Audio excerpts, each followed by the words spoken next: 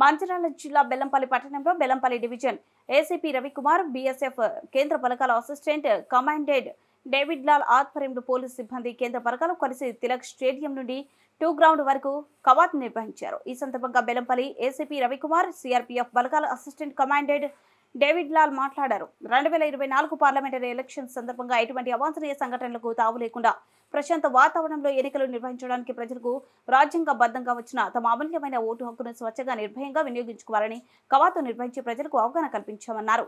ఎన్నికల కోడ్ సమయంలో ఎన్నికల నియమాలు పాటించకుండా ఇష్టానుసారంగా ప్రజలకు ఇబ్బంది కలిగించే వారిపై చట్టపరమైన చర్యలు తీసుకోవడం జరుగుతుందన్నారు। ఎవరిని ఉపేక్షించేది లేదన్నారు।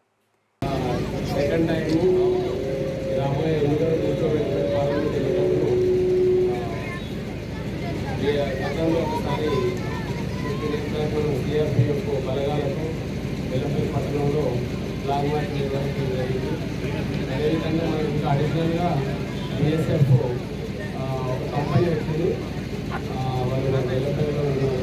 మనకు అడిషనల్గా ఈ ఎన్నికలకు సంబంధించి అదనంగా కేంద్ర బలగాలు వచ్చింది। మరోసారి ఈ అడిషనల్గా వచ్చినటువంటి బీఎస్ఎఫ్ బలగాలకు ఈరోజు బెల్లంపల్లి పట్టణంలో నంబర్ 1 గ్రౌండ్ నుంచి నంబర్ 2 గ్రౌండ్ వరకు మనం ఫ్లాగ్ మార్చ్ నిర్వహించడం జరిగింది। సో ఇది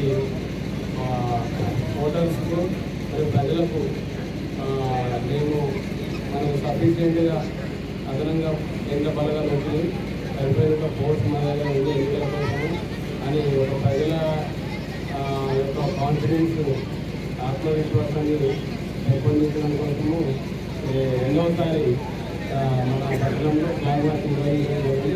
సో ప్రజలందరూ గమనించాలి, ఓటర్లందరూ తమ ఓటు హక్కును రాబోయే మే 13 తారీఖులో జరిగే ఎన్నికలలో తమ ఓటు హక్కును నిర్భయంగా